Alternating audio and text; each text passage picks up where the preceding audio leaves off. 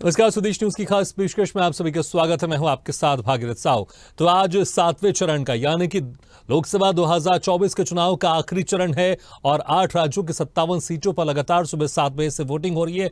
अगर पश्चिम बंगाल की बात करें तो पश्चिम बंगाल में 3 बजे तक 58.46% मतदान अभी तक हो चुका है। अगर हम क्षेत्र वाइज बात कर लें, संसदीय क्षेत्र वाइज बात कर लें तो कलकत्ता उत्तर में 3 बजे तक 51.22%, कलकत्ता दक्षिण में 3 बजे तक 50.61%, दमदम में 3 बजे तक 53.06%, बारासात में 3 बजे तक 59.69%, बसीरहाट में 3 बजे तक 66.76%, जयनगर में 3 बजे तक 62.24%, मथुरापुर में 3 बजे तक 63.66%, डायमंड हार्बर में 3 बजे तक 61.08%, जादवपुर में 3 बजे तक 56.49% लोकसभा सीट।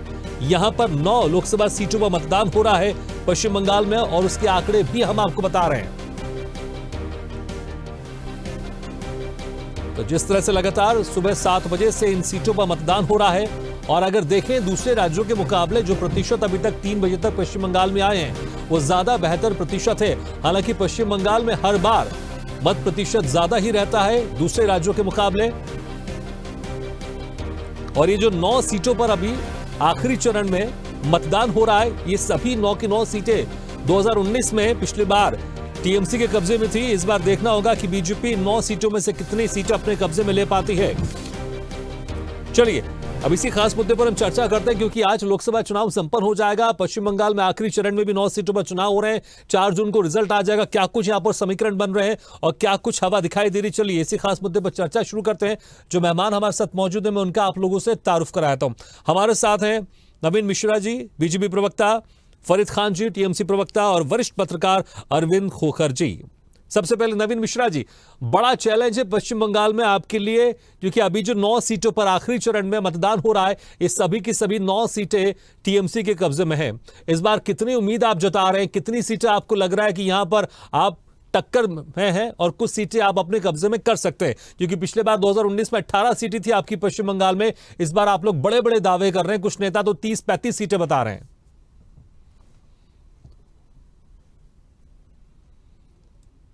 नवीन जी, आपको मेरी आवाज सुनाई दे रही है? हाँ जी, सुन पा रहे हैं मुझे? हाँ जी नवीन जी, मैं सुन पा रहा हूं आपको। नवीन जी, ये सारी की सारी जो 9 सीटें अभी आखिरी चरण में मतदान हो रहा है, ये 9 की 9 सीटें टीएमसी के पास है। इस बार कितनी उम्मीद इन सीटों से आपके लिए? नवीन जी, सुन पा रहे हैं आप मुझे? चलिए, लगता हमारी आवाज लगता नहीं पहुंच पा रही है। फरीद खान जी, क्या आप मुझे सुन पा रहे हैं?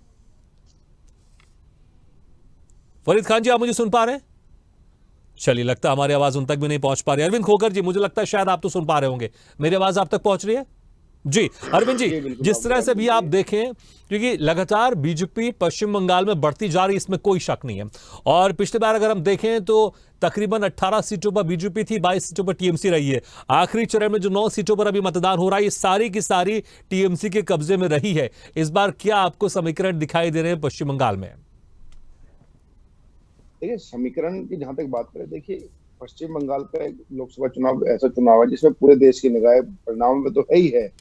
अब की बार पूरे देश की निगाह पश्चिम बंगाल के नतीजों पर बिल्कुल निश्चित तौर पर, क्योंकि बीजेपी अब की बार अगर सबसे ज्यादा कहीं गेन करने की अगर सोच रही है, जिसको लगता है कि राजनीतिक रूप से वो सबसे ज्यादा कहीं अगर तेजी से बढ़ना चाहती है या बढ़ना चाह रही है, या पिछले आंकड़ों के हिसाब से उसकी प्लानिंग की है, तो पश्चिम बंगाल।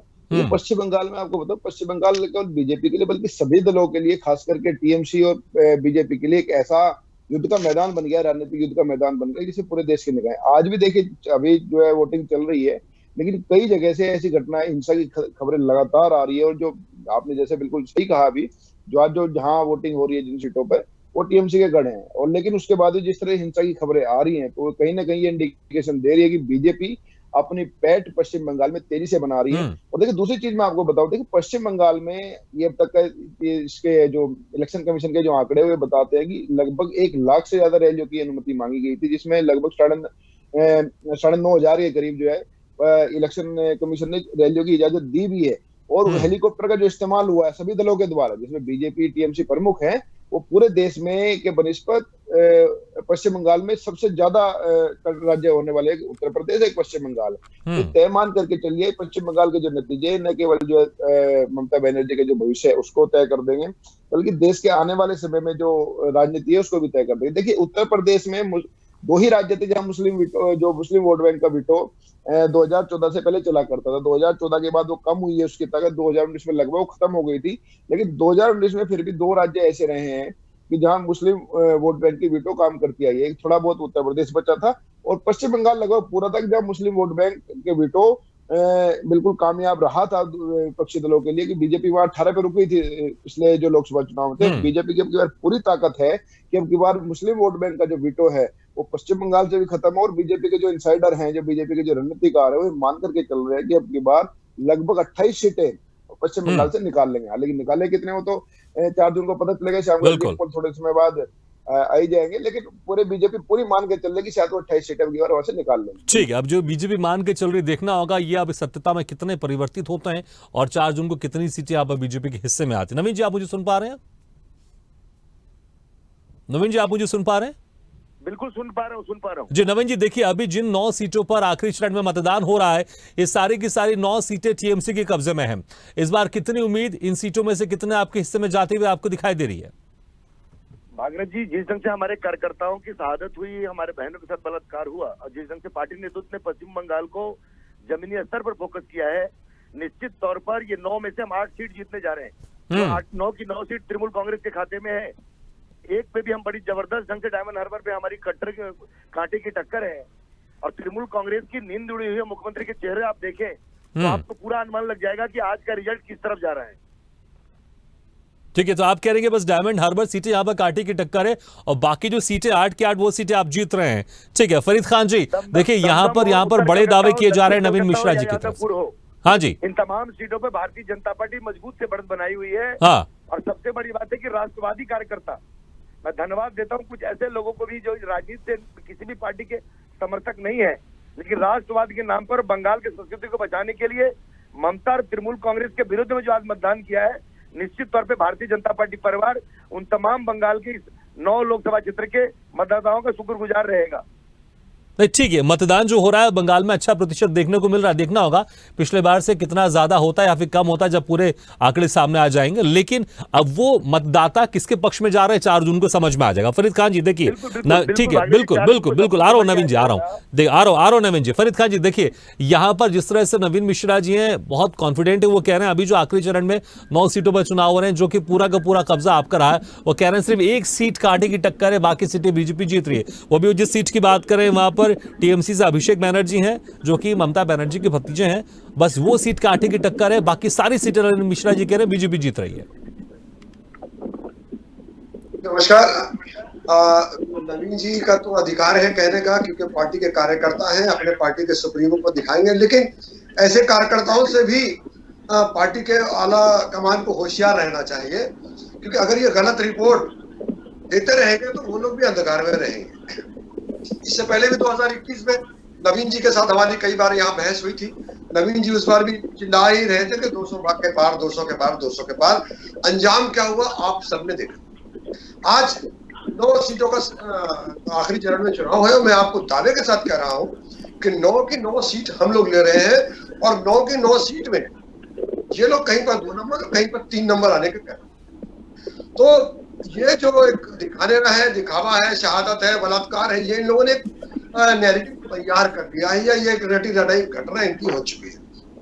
मैं नवीन जी से, हमारे अच्छे मित्र हैं, मैं उनसे पूछना चाहता हूँ कि आप कितनी सीटें ला रहे हैं। मैं तो दावा कर रहा हूँ आप डबल डिजिट में नहीं पहुंचे, सिंगल डिजिट के नीचे ही रहिएगा। मेरी बात आप लिख के रख लीजिए। और दूसरी, अगर ये इतनी सीटों का दावा कर रहे हैं, मैं उनसे पूछना चाहता हूँ कोई भी 2 सीट जो 100% ये लेकर आ रहे हैं, यहाँ से दावा करके बता दे।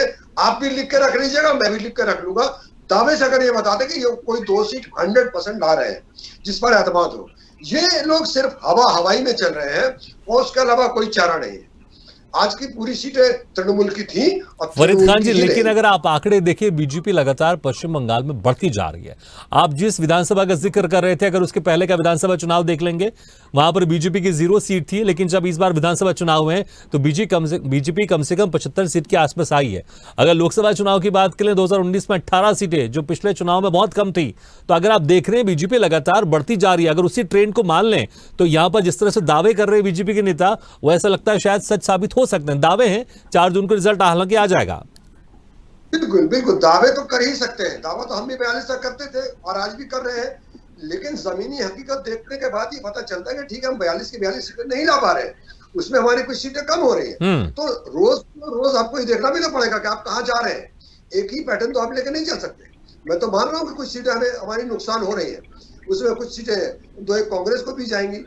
तो और ये जो बोलते हैं कि 30 के पार लेकर आएंगे, तो यही मैं बता रहा हूँ कि झूठ का पुलिंदा पार्टी भारतीय जनता पार्टी पूरा झूठ का पुलिंदा है। उसी का हमारे मित्र नवीन मिश्रा जी भी एक पार्ट है, तो उनका उसमें कोई दोष नहीं है।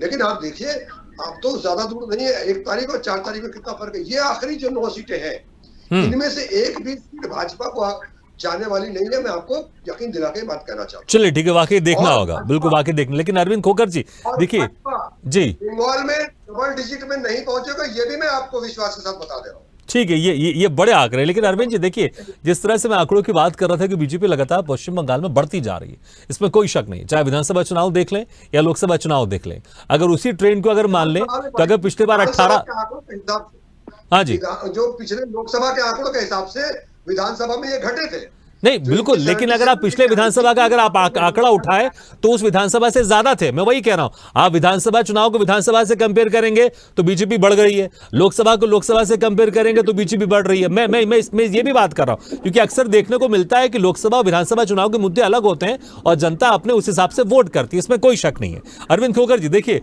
लोकसभा विधानसभा चुनाव अलग अलग होते हैं, इसमें कोई शक नहीं है, लेकिन विधानसभा चुनाव को विधानसभा से आप कंपेयर करेंगे तो बीजेपी लगातार बढ़ती जा रही है, लोकसभा चुनाव को लोकसभा चुनाव से कंपेयर करेंगे तो बीजेपी लगातार बढ़ती जा रही है। क्या वही ट्रेंड आपको लगता है यहां पर जारी रहेगा कि 18 सीटें जो पिछली बार बीजेपी ने जीती थी? ठीक है, ये आपके दावे हैं, आप ठीक है, ये आपका कहना है। लेकिन अरविंद जी से, वरिष्ठ पत्रकार अरविंद जी, क्या आपको लग रहा है कि बीजेपी वाकई इस बार भी बढ़ते हुए दिखाई दे रही है, या फिर जिस तरह से फरीद खान जी कह रहे हैं कि डबल डिजिट में भी बीजेपी नहीं पहुंचने वाली है और ये 9 सीटें तो पूरी की पूरी टीएमसी जीत रही है? देखिए, जो फिलहाल जो आज जहाँ चुनाव या वोटिंग हो रही है, तो टीएमसी का गढ़ माना जाता है। तो अगर टीएमसी का कोई प्रवक्ता है, टीएमसी के हमारे कोई बंधु अगर ये दावा करना चाह रहे हैं या कर रहे हैं कि टीएमसी जीतेगी, तो इसमें कुछ भी गलत नहीं है। जब तक की मत पे ईवीएम खुले ना, तब तक तो कोई दावा किया जा सकता है। लेकिन पिछले अगर कुछ चुनावों से लगातार के ट्रेंड की अगर हम बात करूं, तो अगर वो ट्रेंड अगर वो कायम रहता है, केवल न कि पश्चिम बंगाल में, पूरे देश का ट्रेंड ये है कि तो विधानसभा चुनाव में जो लोग वोट है वो किसी और तरीके से करते हैं और लोकसभा चुनाव वोट किसी और तरीके से करते हैं। देखिए, देश की राजधानी का अगर उदाहरण लें, विधानसभा चुनाव में दिल्ली की जनता जो है केजरीवाल को झोली भर के सीट देती है, लेकिन जब वो इस चीज लोकसभा चुनाव की बात होती है तो केजरीवाल की पार्टी को एक भी सीट नहीं मिलती। ठीक इसी तरह से जो पश्चिम बंगाल में है, पश्चिम बंगाल में देखिए विपक्ष की जो जगह है, असली लड़ाई थी विपक्ष की जगह कौन ले। देखिए, टीएमसी ममता बनर्जी में आपने संघर्ष करके सीपीएम को हटा करके वहां सत्ता तक पहुंची, इसमें कोई दो राय नहीं, जो ममता बनर्जी ने संघर्ष किया। लेकिन ममता बनर्जी ने सत्ता में पहुंचने के बाद विपक्ष को जिस तरह से वहां पे कुचला है, तो विपक्ष की एक जगह थी, उसको सीपीएम और कांग्रेस बढ़ने में विफल रही है। लेकिन जो भारतीय जनता पार्टी के जो कार्यकर्ता है, जो भारतीय जनता पार्टी की जो रणनीति, उसके तहत वहां पे विपक्ष की जगह बीजेपी ले चुकी है, इसमें कोई दो राय नहीं है। अब सीट कितनी आती है बात अलग है, लेकिन इसमें कोई दो राय नहीं है, भले लोकसभा चुनाव हो या विधानसभा चुनाव हो, पश्चिम बंगाल में विपक्ष की जगह भारतीय जनता पार्टी ले चुकी है। और देखिए, जो वोट परसेंटेज जिस तरह से बीजेपी का बढ़ रहा है, अगर वो ट्रेंड कायम रहता है, तो उसी ट्रेंड कायम रहने के भरोसे के ही चलते जो बीजेपी के जो नेता है वो ये दावा कर रहे हैं कि हम लगभग 28 सीटें, हालांकि उनके दावे में कितनी सच्चाई है वो तो उसका अंदाजा लगभग कुछ आज शाम को 6:30 बजे के बाद एग्जिट पोल में लग जाएगा, लेकिन 4 जून को तो बिल्कुल एग्जिट पर चल जाएगी। लेकिन बीजेपी के नेताओं पे जो कॉन्फिडेंस है और जो मेहनत उन्होंने वहां की है, जिस तरह की हिंसा हो रही है वहां पे, उसको देखकर जरूर लगता है कि बीजेपी नेता बिल्कुल कॉन्फिडेंट है कि वहां लगभग 28 सीटें अब की बार 18 से, जिनकी पिछली बार 18 थी, अब की बार लगभग 28 सीटें वहां से निकाल लेंगे, ऐसा बीजेपी के नेताओं को बिल्कुल भरोसा है। और वोट परसेंटेज उनका लगातार पश्चिम बंगाल में भारतीय जनता पार्टी का बढ़ रहा है, सीपीएम और कांग्रेस का लगातार वहां वोट परसेंटेज वहां पे लगातार घट रहा है। जी। ठीक है। वाकई अगर हम पहले भी देखें, जब सीपीएम थी वहां पर, उसके बाद जब ममता बनर्जी जब उनके मुकाबले में आई तो लगातार धीरे धीरे ममता बनर्जी बढ़ती गई। फिर आप देखेंगे उन्होंने सरकार बनाई और बहुत लंबे समय से सरकार में। तो पश्चिम बंगाल का ये ट्रेंड भी हमने देखा है कि विपक्ष धीरे धीरे बढ़ता जाता है और जो वर्तमान सरकार है उसको हटाकर फिर वो स्थापित हो जाता है। लेकिन यहां पर ये ट्रेंड कितना साबित होगा, सच साबित होगा, देखने वाली बात होगी। लेकिन नवीन मिश्रा जी, देखिए आप लोग दावे तो कर रहे हैं, बड़े बड़े दावे कर रहे हैं और इस पर कहीं ना कहीं लगातार आप धीरे धीरे बढ़ते भी जा रहे हैं, इसमें कोई दो राय नहीं है। लेकिन फरीद खान जी कह रहे थे कि आप सिर्फ 2 सीटों के नाम बता दीजिए। अभी जो 9 सीटों पर आखिरी चरण में चुनाव हो रहा है और फिर जब रिजल्ट आएगा उस पर हम चर्चा करेंगे कि किसमें आप 2 सीटों में आप कॉन्फिडेंट है कि वो 2 सीटों तो कम से कम आप निकाल रहे हैं। अभी जो 9 सीटों के चुनाव हो रहे हैं यहाँ पर। भागीरथ जी, फरीद खान मेरे बड़े भाई, बड़े अच्छे मित्र भी हैं और फरीद खान साहब की मजबूरी है कि तृणमूल कांग्रेस के पैनल में अगर बैठना है तो कहीं ना कहीं तृणमूल का गुण गाना होगा। उनको ये मालूम है कि क्या स्थिति है। जब हम 2019 के चुनाव लड़ रहे थे लोकसभा का, फरीद खान साहब भी आपके चैनल पे थे। हमारी सीट भागीरथ जी दो थी और 2 से हम 18 में गए। 16 सीट कहाँ से आई? हमने तृणमूल के एमपीओ को हरा करके वो सीट जीता था। जब हम विधानसभा के 2021 में चुनाव लड़ रहे थे, मेरे मात्र 3 एमएलए थे और 3 से 77 एमएलए मेरे हुए और 74 एमएलए तृणमूल कांग्रेस के एमएलए को हमने हराया था। आज भी 9 सीटों में अगर तृणमूल कांग्रेस को अपनी वजूद की नहीं पता होती तो तृणमूल कांग्रेस के लोग कस्बा के अंदर में साउथ कलकत्ता के कैंडिडेट के ऊपर हमला करते, यादवपुर के अंदर बीजेपी कार्यकर्ताओं के ऊपर में हमला करते, डायमंड हार्बर के अंदर में पुलिस को आगे करके और भारतीय जनता पार्टी के कार्यकर्ताओं के ऊपर हमला कर रहे हैं। तो कहीं ना कहीं ये साबित हो रहा है कि दमदम का हमला उत्तर कलकत्ता में आज तापस राय जो वहाँ के कैंडिडेट है भारतीय जनता पार्टी के, उनके ऊपर हमला करना कहीं ना कहीं ये तृणमूल कांग्रेस का हताशा का कारण है। और तृणमूल कांग्रेस के लास्ट के फेज में जिसमें मुख्यमंत्री के द्वारा सनातन धर्म के सबसे बड़ी संस्था भारत सेवाश्रम, इस्कॉन और रामकृष्ण मिशन के ऊपर, उसके बाद कुरान शरीफ के ऊपर जिस ढंग से उन्होंने अपमानित करने का काम किया है, निश्चित तौर पे ममता बनर्जी के हताशा ये साबित करता है कि पश्चिम बंगाल में भारतीय जनता पार्टी 30 से ऊपर सीट लेकर के एक मजबूत नरेंद्र मोदी जी की सरकार में अपनी भागीदारी सुनिश्चित करेगी। ठीक है, दावे तो आपके हैं यहाँ पर। लेकिन फरीद खान जी देखिए, बीजेपी लगातार बढ़ती जा रही है, लेकिन आपको क्यों लग रहा है कि बीजेपी इस बार बढ़ेगी नहीं, कम होगी? वो क्या, कौन से मुद्दे हैं? क्योंकि देखिए बंगाल में जो चुनाव में हिंसा होती है, कहीं ना कहीं हम देखते हैं कि बीजेपी पूरी तरह से आप लोग को घेरती है और मैसेज भी ये चाहता है कि ममता बनर्जी है सरकार में, इसलिए इस तरह से हिंसा हो रही है, इसलिए बीजेपी नेताओं के ऊपर हमले हो रहे हैं। इस तरह की एक माहौल बनाने की कोशिश की जा रही है और कहीं ना कहीं कुछ चुनाव उठा के देखेंगे उसमें आपके जो नेता कमजोर तो हो रहे हैं। क्योंकि अगर बीजेपी ये कह रही है कि 2 से अगर हम 18 गए, 16 हमने आपके सांसद हराए, अगर हम 3 से विधानसभा में अगर हम 77 पहुंचे तो आपके विधायक हमने हराए, तो कहीं ना कहीं बीजेपी बढ़ती जा रही है ना। और जो वो शायद जिन मुद्दों को लेकर घेरने की कोशिश कर रही है वो मुद्दे जनता के बीच में सफल साबित होते हैं, इसलिए बीजेपी बढ़ती जा रही है और आप लोग के जो सांसद विधायक है वो कम होते जा रहे हैं। आप एक चीज देखिए भागीरथ जी, 2011 में जब हम आए थे हमारी 184 सीट थी। हमने 2011 का इलेक्शन फेस किया, हमने 2016 को फेस किया, हमने 2021 को फेस किया। हमारी सीटें 2011 से घटी नहीं है, हर बार हमारी सीटें बढ़ी हैं। इन्होंने जो सीटें ली है, जो सीपीएम की जो जगह थी, जो कांग्रेस की जो सीटें थी, वो मिलाकर इन्होंने ली है। हम कहीं नहीं घटे हैं। इन्होंने अपोजिशन के लोगों को मिलाकर या वो जो भी कुछ करके वहां से जो इन्होंने लिया। ममता बनर्जी की ना पॉपुलैरिटी घटी है ना उनका कुछ काम घटा है। ममता बनर्जी लोगों के दिलों में दिन पर दिन उनकी चाहत और बढ़ती जा रही। 2018 में क्या हुआ, इन्होंने सीपीएम और कांग्रेस को मिलाकर और एक अंदर की अंडरस्टैंडिंग हुई। सीपीएम ने सारे के सारे वोट इनके बाद ट्रांसफर किए, हमारा कुछ नुकसान नहीं हुआ। और असली इम्तिहान इनका इस बार है। और इनके पास अपना है क्या, इन्होंने जो तृणमूल के जो टूटे हुए लोग थे उनको लिया। जो हमारे यहाँ पर जो लोग थे वो दागदार थे, चोर थे, उनको सीबीआई से पकड़ा गया। और उसके बाद जब इन्होंने जाकर उनको ज्वाइन कर लिया तो इन्होंने उनको क्लीन चिट दे दिया, आज वो उनके नेता हैं। तो कुछ सीटें वहां से वो नुकसान होती है। जैसे मैं आपको एक छोटा सा एग्जाम्पल देता हूं, ये भूल कह रहे हैं कि इनके पास 18 सीटें, हम काउंट करते हैं इनके पास 20 सीटें हैं। कैसे? शुभेंदु अधिकारी के एक भाई और शुभेंदु अधिकारी के पिताश्री की जो 2 सीटें हमारी जीती हुई थी वो इनके साथ वहां पर चले गए।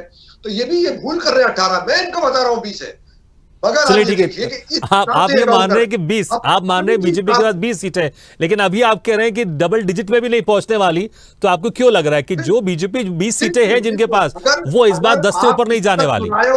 आप किसी का चुराया हुआ हाईजैक किया हुआ सामान अपने ले आके रखते हैं, आप पब्लिक को लेकिन वोट तो जनता दे रही है ना। ठीक है, आप नेता को अपने पास ला सकते हैं दूसरे पार्टी से, लेकिन वोट तो जनता दे रही है ना। आप जनता को तो नहीं चुरा सकते ना, इतना तो आप भी मानते हैं।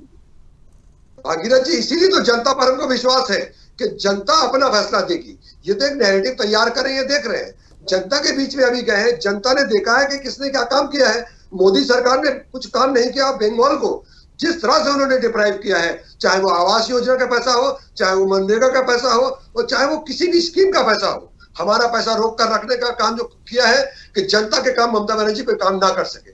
लेकिन ममता बनर्जी ने उसके अलावा भी जनता के लिए जो काम किया है, तो जनता उनको चाहती है, प्यार करती है। इसीलिए जनता जनार्दन इस बार वोट में अपना वोट देकर ये साबित कर देगी कि जनता किसके साथ है। मोदी जी के साथ तो कतई नहीं है, और नवीन जी बिल्कुल, का देखिए ये तो साबित हो जाएगा। हालांकि देखिए पिछले बार 18 सीटें जीती है, इसलिए ये कहना भी गलत है कि जनता मोदी जी के साथ नहीं है, क्योंकि अगर किसी क्षेत्र में अगर बीजेपी जीत रही है, किसी क्षेत्र में टीएमसी जीत रही है, तो हमको ये मान के चलना पड़ेगा जिस क्षेत्र में टीएमसी जीती है, किस क्षेत्र में बीजेपी जीत रही है, तो वहां पर वो उनके साथ है। अब कितनी सीटें आएंगी वो तो 4 जून को समझ में आ जाएगा। लेकिन अरविंद खोखर जी, यहां पर मुद्दे क्या चल रहे हैं? अगर बंगाल की बात करें, क्या वाकई विकास के मुद्दे पर यहां पर वोटिंग हो रही है, या फिर अस्मिता के नाम पर वोटिंग हो रही है, बंगाल अस्मिता के नाम पर, बंगाली अस्मिता के नाम पर, या फिर मुद्दे कुछ और है, या फिर मोदी वर्सेस ममता बनर्जी? विकास के ऊपर बंगाल की जनता समझदार ठीक है। फरीद खान जी, समय कम है। अरविंद खोखर जी, क्लास कमेंट आपसे। देखिए, पश्चिम बंगाल को भारतीय जनता पार्टी अपने एक सबसे ज्यादा लास्ट संभावना कमेंट मेरा वाले भी है। क्षेत्रों में, ठीक है, मैं आऊंगा आपके पास, आऊंगा। और आप ये मान करके चलिए, जो लोकसभा चुनाव की घोषणा होने से पहले भी प्रधानमंत्री नरेंद्र मोदी 4 रैलियां पश्चिम बंगाल में कर चुके थे। ठीक है, संक्षेप में बस मुझे मुद्दे बता दीजिए, कौन से मुद्दे यहाँ पर हावी हो लगे? साफ जाहिर है कि टीएमसी जो है बिल्कुल ये मान करके चल रही है कि उनका मुकाबला भारतीय जनता पार्टी बेहद सख्त तरीके से कर रही है। अगर ऐसा नहीं होता तो वहां पे हिंसा नहीं होती, क्योंकि जिस तरह की हिंसा हमारे पश्चिम बंगाल में अभी भी है, और आज भी जिस तरह लगातार हिंसा की रिपोर्टें आ रही हैं। ठीक है, एक अहम सवाल संक्षेप में, हिंसा जो हो रही है उससे किसको फायदा हो रहा है? संक्षेप में, एक लाइन में बस। देखिए, जो हिंसा जो हो रही है उससे निश्चित तौर पर फायदा बीजेपी को। ठीक है, मैं बस समय का। नवीन मिश्रा जी, एक लास्ट कमेंट आपका, किन मुद्दों के साथ आपको लग रहा है कि इस बार आप लोग 18 से और आगे बढ़ रहे हैं? संक्षेप में, कुछ 2-3 लाइन में। देखिए, अभी ठीक थोड़ी देर पहले ममता बनर्जी और अभिषेक बनर्जी के घर के बगल में जिस ढंग से भारतीय जनता पार्टी के उम्मीदवार के ऊपर जिस ढंग से एक हमला जानलेवा किया गया, निश्चित तौर पे कहीं ना कहीं ये साबित करता है कि दक्षिण कलकत्ता की भी इनके हाथ से निकल रही है। और मैं निश्चित दावे के साथ ये कह सकता हूँ कि ममता बनर्जी के अत्याचार और उनकी सांप्रदायिकता सोच रहे पश्चिम बंगाल से बचने के लिए आम नागरिक जो है भारतीय जनता पार्टी के साथ है। हमारे हजारों कार्यकर्ता की जो जान गई है, उस आदत की श्रद्धांजलि होगी। 30 से ऊपर सीट हम 4 तारीख को इस समय 4 बजे तक लेके आएंगे, और 4:30 बजे आपके चैनल पे मैंने टाइम किया हुआ है पहले से। ठीक है, चलिए, तो बिल्कुल 4 जून के आप देखेंगे कि किसके दावे कितने सच साबित होते हैं। बहुत बहुत शुक्रिया नवीन जी, फरीद खान जी, अरविंद खोखर जी, बहुत बहुत शुक्रिया हमारे इस खास चर्चा में शामिल होने के लिए। तो कुछ ऐसे राज्य हैं जहां पर चुनावी जंग बड़ी दिलचस्प है, उसमें से एक पश्चिम बंगाल है। पश्चिम बंगाल में 42 सीटें हैं। देखना होगा, 2019 में 18 सीटें बीजेपी के पास थी और 22 सीटें वहां पर टीएमसी के पास थी और 2 सीटें कांग्रेस के पास थी। यहां पर अब क्या इस बार गणित देखने को मिलेगा जब 4 जून को रिजल्ट आएगा। लेकिन वाकई पश्चिम बंगाल का चुनाव जब रिजल्ट आएगा, हर किसी की नजर होगी इस पर, क्योंकि इसके बाद जब विधानसभा चुनाव होंगे तो वहां पर भी ये लोकसभा चुनाव तय करेंगे कि विधानसभा चुनाव में किसकी सरकार बनेगी। इसी के साथ हमारे खास पेशकश में फिलहाल इतना है, लेकिन खबरों का सिलसिला लगातार जारी। आप देखते रहिए स्वदेश न्यूज, सबसे पहले देश।